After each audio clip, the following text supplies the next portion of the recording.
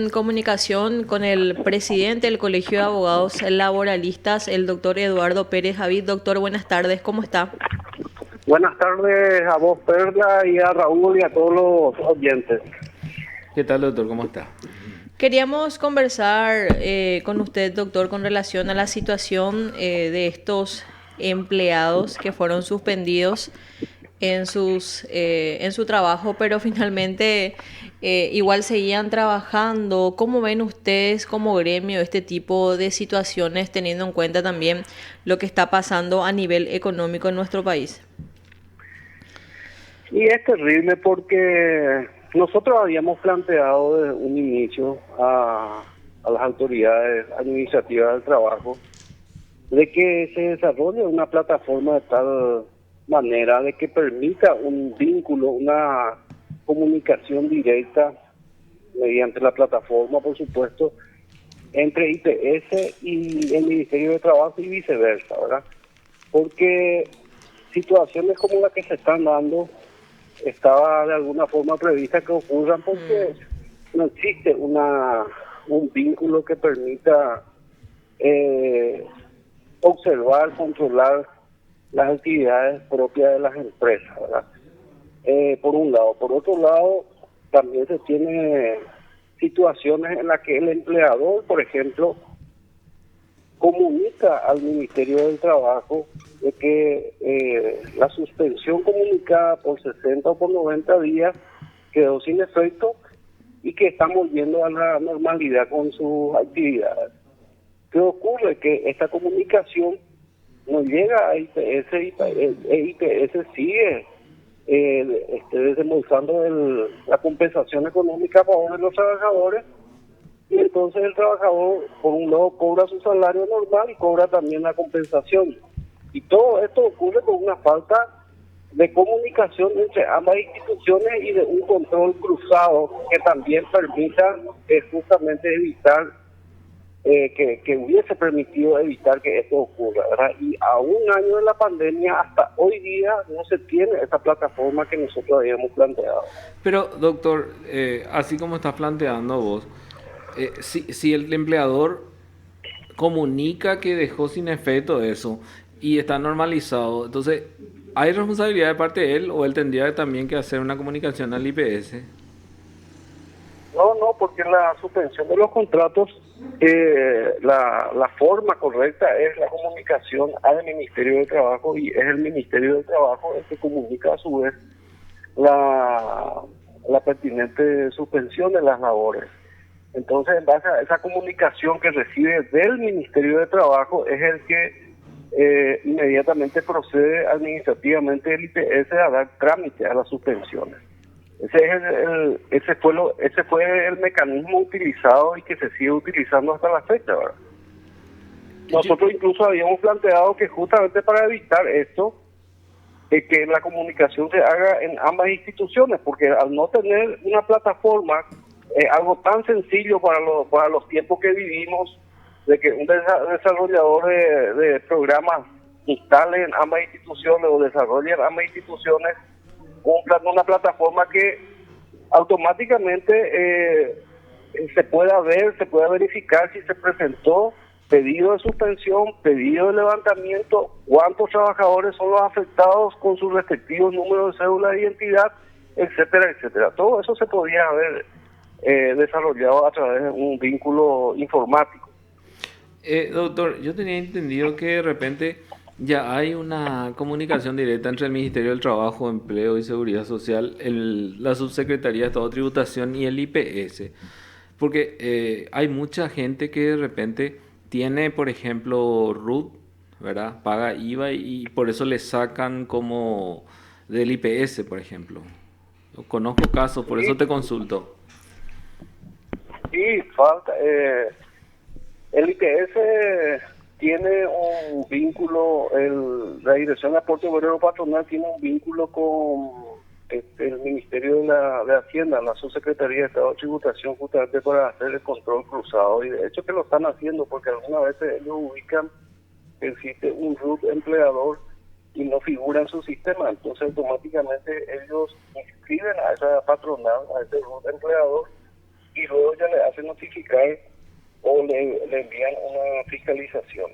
En cuanto al Ministerio de Industria y Comercio también se tenía ese tipo de vínculo, pero con el Ministerio de Trabajo yo no sé hasta qué punto se avanzó en ese sentido, porque acá lo ideal es que justamente ambas instituciones establezcan vínculos informáticos de tal forma a poder determinar cuántos empleadores realmente existen y cuántos empleados, cuántos trabajadores dependientes existen. Y a su vez, que le permita también determinar cuántos trabajadores independientes o profesionales independientes están hoy día en el país, ¿verdad? Todos esos datos técnicos estimo yo que IPS de alguna forma ha de manejar por los vínculos informáticos que tiene. Pero en relación a este proceso de suspensión de contratos, como es un tema muy específico y muy enfocado a las gestiones propias del Ministerio de Trabajo, entonces allí es donde se tropieza con esta situación. En este caso, doctor, el IPS de alguna manera debería de publicar esa lista o en todo caso ya derivar quiénes son esas empresas al Ministerio de Justicia o a la Fiscalía. Bueno, la ley y el decreto reglamentario establecen justamente la figura del fraude, o sea, el hecho de que se haya cometido este tipo de situaciones configura un fraude. Entonces, todo ese listado estimo yo que corresponde que se remita a la Fiscalía y por qué no publicarlo, ¿verdad? Porque es importante que la ciudadanía sepa.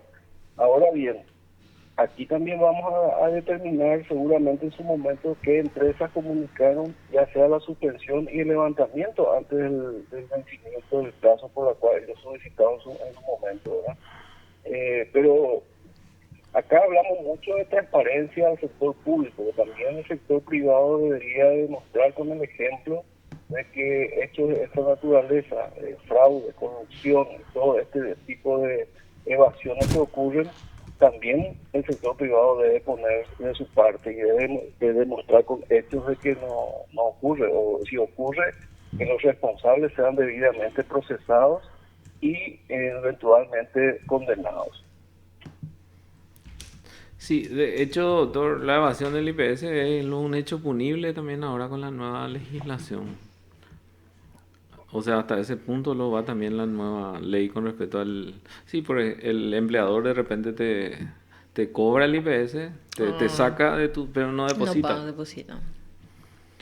Y, doctor, pero así como decís de esas 5.000 empresas que habla el director de IPS, evidentemente que podría darse que varias estén en la situación que vos hablas de que comunicaron, pero no hubo esa comunicación con el Ministerio del Trabajo, ¿verdad? Sí, pudo darse, o sea, de hecho que pudo darse, por la forma en que se trabaja, por la forma en que se coordinó, pudo y puede darse esta situación que le estoy comentando, porque sí a nosotros nos han hecho llegar también a ese inconveniente que se tiene en la forma práctica de comunicación. Y en cuanto a la evasión del seguro social, sí estamos hablando en el orden de casi 60% de evasión del pago del seguro social a nivel país. Y también acá 60%. tropezamos con otra realidad. Ocurre que en zonas fronterizas, como por ejemplo Salto del Guairá o cualquier otra localidad del interior, la vez pasada se publicitó bastante, por ejemplo, de una empresa que produce jugos, ¿verdad?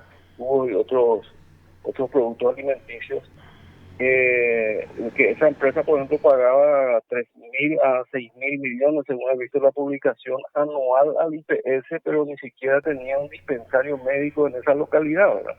Entonces, ocurre también de que muchas veces algunos empleadores, algunos trabajadores se ponen de acuerdo y pagan un seguro privado de la zona de tal forma que ellos puedan acceder a la urgencia por atenciones de salud, etcétera, porque no tiene IPS instalaciones en ese lugar. Entonces, existen las relaciones que realmente dejan a su suerte a sus trabajadores, de algunos empleadores, pero existen en otros casos un acuerdo entre empleadores y trabajadores para pagar un seguro privado y no estar pagando al IPS, ¿verdad? Entonces tenemos diferentes realidades que hay que analizar también de acuerdo a la coyuntura y al contexto y a las zonas geográficas principalmente. Se recauda bien en algunas regiones, en algunos departamentos, pero no brinda la suficiente capacidad de respuesta que requiere esa población.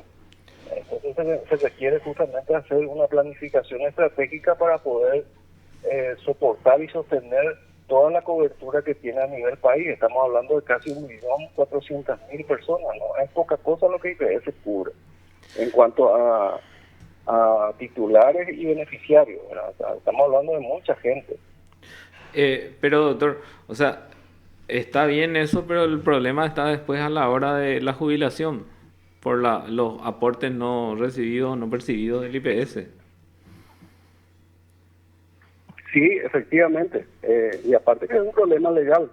Por más que ellos lleguen a un acuerdo y abonen a un seguro privado, primero está el tema de la jubilación, que no van a acceder a una cobertura jubilatoria, pero también es ilegal, o sea, porque la ley previsional obliga, es una obligación, es una norma de orden público que obliga al empleador a inscribir a sus trabajadores al inicio de la jornada de trabajo, al inicio de la actividad laboral. Entonces, no es una cuestión de que yo quiera o no quiera cumplir porque la institución me da o no me da servicio, es un problema legal. Pero ocurre, yo nada más hice esa referencia de por qué también ocurren varias veces en algunos lugares, en algunos puntos, la evasión, ¿verdad? Es un tema muy complejo lo de IPS, lamentablemente, pero y el tema de seguridad social que abarca toda la política de Estado que tiene que llevar adelante, es un tema ausente. Nosotros tenemos cientos de miles de millones de guaraníes y en dólares que se destinan a subsidiar y a apoyar a la gente que está en la extrema pobreza o la pobreza para que subsistan, pero no tenemos una verdadera política de Estado en cuanto a seguridad social que nos permita que todas estas instituciones, de una u otra forma que están hoy día funcionando, trabajen coordinadamente para un propósito de sacar a esa persona de la línea de pobreza y para otro tipo de contingencias, como por ejemplo los accidentes o la pérdida del empleo, que ahora nos afecta no solamente al sector formal, sino también al sector informal, por decirlo de alguna forma. Entonces, llegan estas crisis y realmente antes que tratar de equilibrarnos nos está empujando a un abismo, y ese abismo va a costar muchísimo salir. Estamos cayendo todavía, no es que dejamos de caer, vamos a seguir cayendo. Ya. Y bueno, doctor, muchísimas gracias, muy amable por esta comunicación. A ustedes, un abrazo, hasta luego. Hasta luego. Lo escuchaste aquí en PDS. Raúl, a nivel laboral, nuestro país tiene muchísimas deudas, ¿verdad? Y sí,